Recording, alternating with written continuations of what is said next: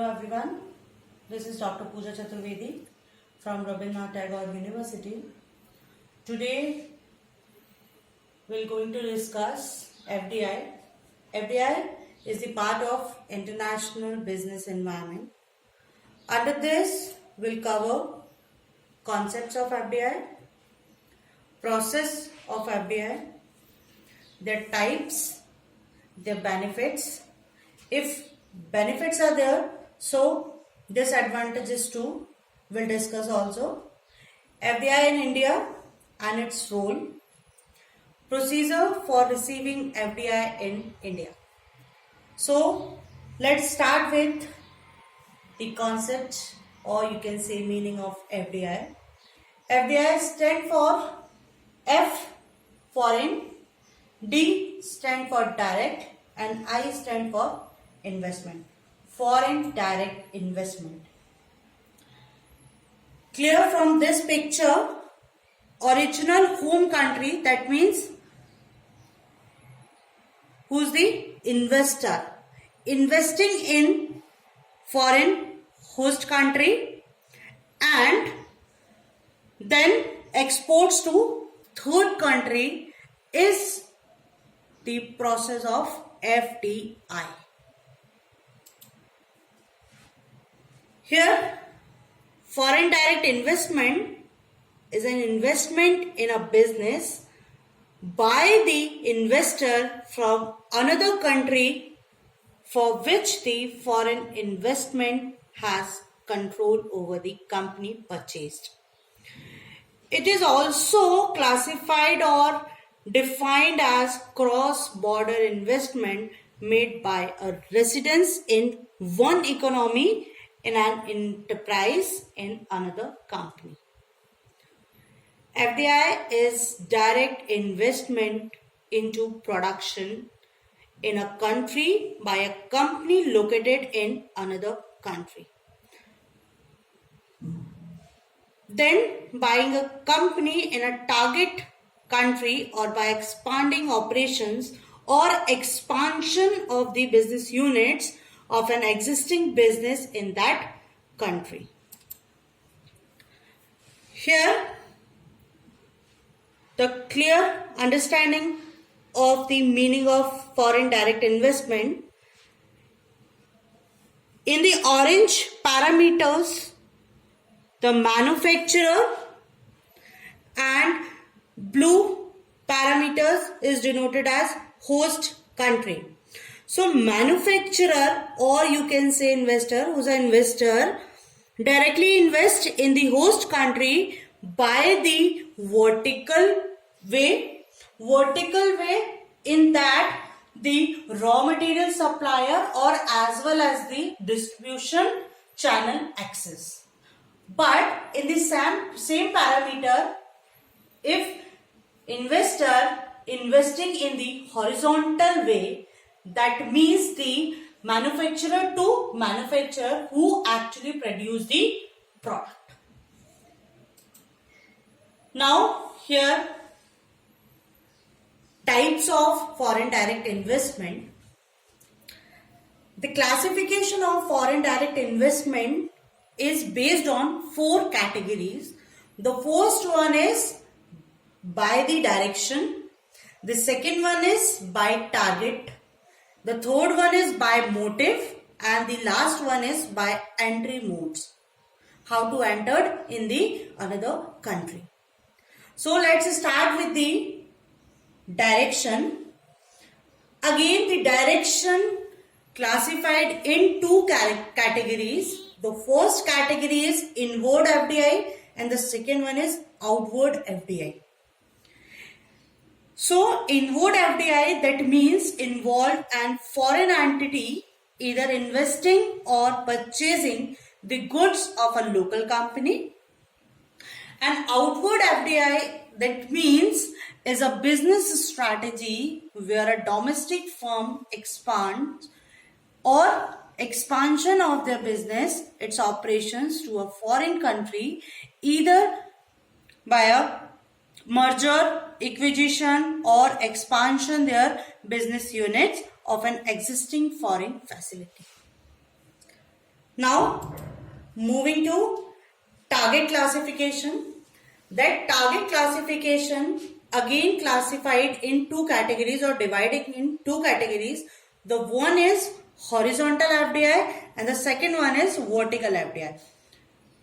Horizontal FDI, that means horizontal way for all the activities running on the same level. But vertical FDI is, that means same organization but deals in the different activities. It is also known as vertical FDI.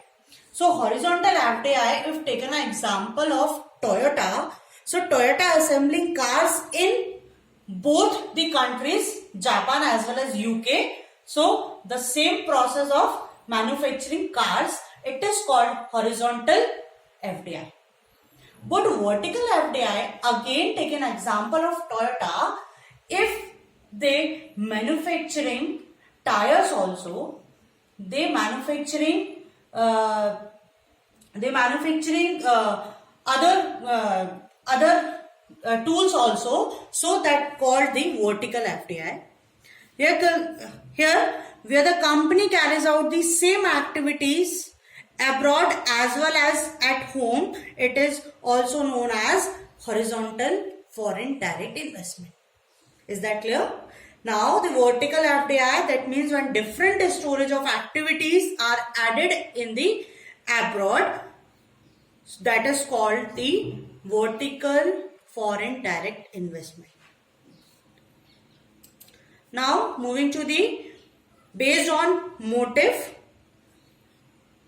it is classified in four categories: resource seeking, market seeking, efficiency seeking and strategic asset seeking. Resource seeking, that means the looking for resources available at a lower real cost, not too much. Then the market seeking, that means secure market share and sales growth in target foreign market. Next is efficiency seeking. They also to establish efficient structure through useful factors, culture, policies or market as well as the customers. Strategic asset seeking, that means to acquire assets in foreign firms that promote corporate long-term objectives or the vision, to achieve the vision.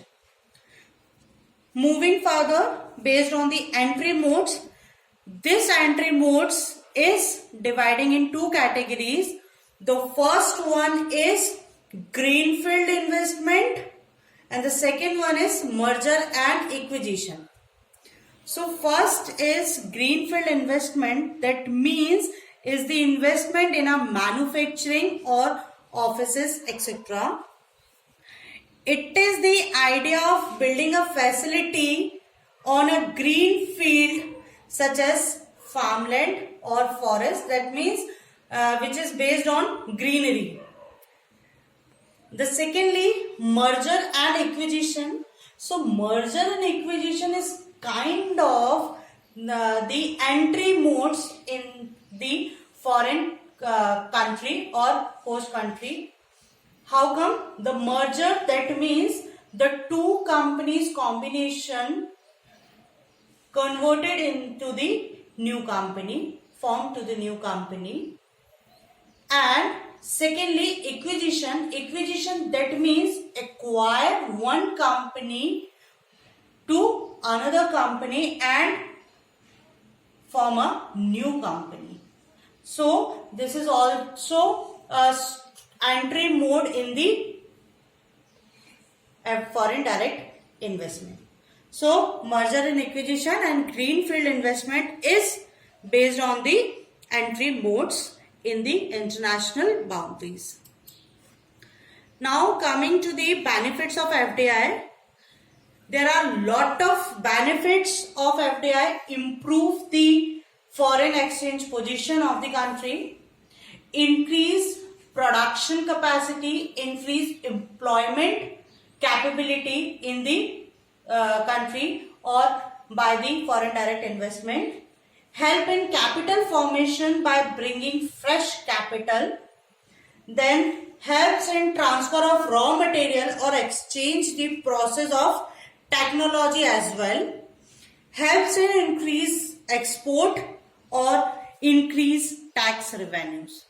So here the benefits of foreign direct investment. If here the benefits, so disadvantages too. Here here discuss with the disadvantages also. Domestic companies fear that they lose their ownership. Yes. Small companies fear that they may not be able to compete with world-class large companies. Just because of that, they lack of technology, they lack of capital, and then lack from the human resources as well. Foreign companies invest more in machinery and intellectual property than in wages of the local people. They offer some minimum wages to the people, but they invest in heavy machinery or the IPRs also. Government has less control over the functioning of such type of companies because they usually work as wholly owned subsidiary of an overseas company. Wholly owned subsidiary, that means the total control by that government. So these are the disadvantages of FDI. Now coming to the FDI in India and its role. Foreign direct investment is play very important role in the country to development of the Indian economy. Now, FDI in India has in lot of ways enabled India to achieve a certain degree of financial stability due to FDI, growth and development after investing or promoting foreign direct investment. These money has allowed India to focus on the areas that needed a boost in economic attention and address the various problems that continue to challenge the country. Moving further, how FDI coming in India? So the procedure for receiving FDI in India. So there are the two way of coming FDI in India. One is there is a two route. First route is automatic route and the second one is government route.